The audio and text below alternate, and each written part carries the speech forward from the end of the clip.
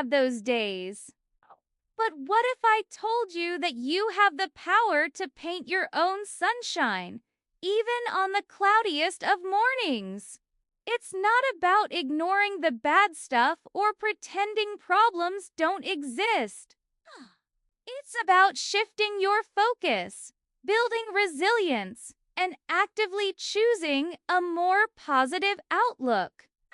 And today, we're going to dive deep into exactly how you can make positivity a daily habit, not just a fleeting feeling. Stick around because these tips might just change the way you see your world. So, let's get real. Being positive isn't some magical switch you can flip. It's a muscle you have to train every single day. The first and most powerful exercise. Gratitude. I know. You've heard it before. But are you actually doing it? Every morning, before your feet even hit the floor, think of 3 things you're genuinely grateful for. It could be as simple as the comfortable bed you just slept in, the sound of birds outside your window, or the fact that you have a fresh cup of coffee waiting for you. Don't just list them in your head. Really feel the gratitude. This tiny act reprograms your brain to start the day by scanning for the good, not the bad. It sets a positive tone that can carry you through whatever challenges come your way. Try it for a week, and you'll be amazed at the difference it makes. Next up, let's talk about your information diet. Just like junk food makes your body feel sluggish and unhealthy, a constant stream of negative news, social media drama, and complaining can poison your mind. You are what you consume, and that includes the content you watch, read, and listen to. I'm not saying you should live in a bubble and ignore what's happening in the world, but be intentional. Maybe you limit your news intake to just 15 minutes in the morning and 15 minutes in the evening.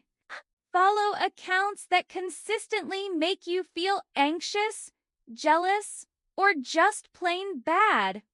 Instead, fill your feed with things that inspire you, make you laugh, or teach you something new. Follow artists, motivational speakers, travel vloggers, or even just accounts dedicated to cute animals. Curating a positive information environment is one of the most effective ways to protect your mental peace and keep your outlook bright, right? Let's move on to something super practical: mindful movement. Okay. Our minds and bodies are incredibly connected. When you feel down, your body tends to slump. You move slower, and your energy just plummets. Up.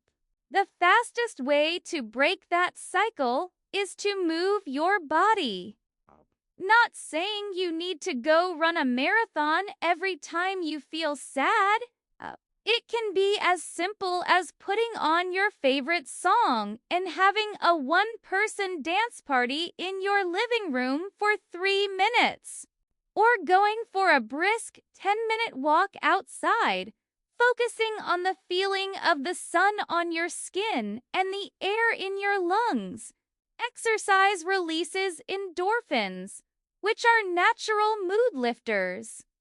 It breaks you out of negative thought loops by forcing you to focus on the physical sensation of movement. So next time you feel that gray cloud rolling in, get up and move. Shake it off, literally. Now, let's address the people in your life. You've probably heard the saying, you are the average of the 5 people you spend the most time with. This is so true when it comes to your mindset. If you're constantly surrounded by complainers, critics, and pessimists, Hey. their negativity is going to rub off on you, no matter how hard you try to resist it. Right. It's like trying to stay dry in a rainstorm without an umbrella. Hey. Take a moment to think about your circle. Who lifts you up? Who energizes you? Right. And who drains you? Right. Make a conscious effort to spend more time with the uplifters. Schedule a coffee date. Make a phone call or just send a quick text. At the same time, you may need to lovingly create some distance from the drainers. You don't have to cut them out completely, but you can limit your exposure. Your mental and emotional energy is a precious resource. Spend it with people who invest in you, not just withdraw from you. Another powerful tool in your positivity toolkit is the act of giving. When we're stuck in our own heads, worrying about our own problems, one of the quickest ways to get out is to focus on someone else. Doing something kind for another person without expecting anything in return creates a profound sense of purpose and connection. It shifts your perspective from what you lack to what you can give.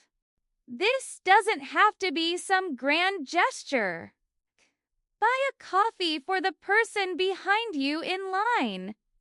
Give a genuine, heartfelt compliment to a coworker or a stranger.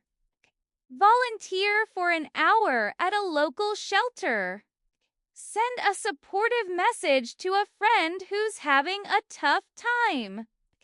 These small acts of kindness create a ripple effect. They not only brighten someone else's day, but they also flood your own system with positive feelings, reminding you of your capacity to make a positive impact on the world. Let's talk about self-talk. The voice inside your head is the one you listen to all day, every day. Is that voice a supportive friend or a harsh critic? For many of us, our inner critic is loud and relentless. We would never speak to a friend the way we often speak to ourselves. It's time to change that. Start by simply noticing your negative self-talk without judgment.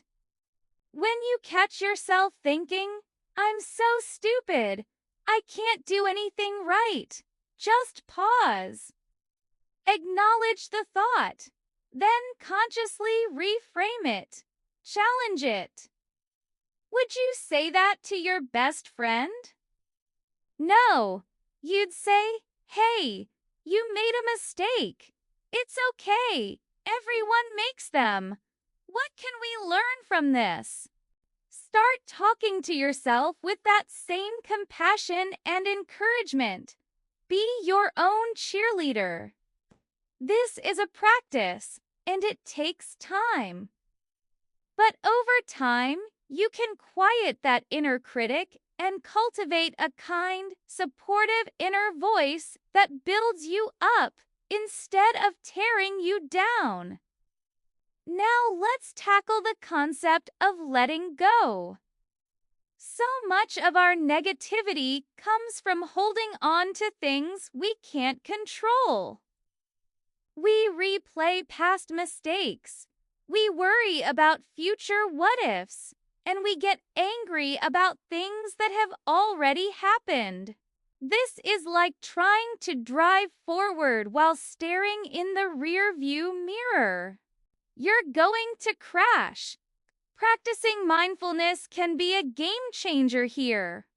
Mindfulness is simply the act of paying attention to the present moment, on purpose, without judgment.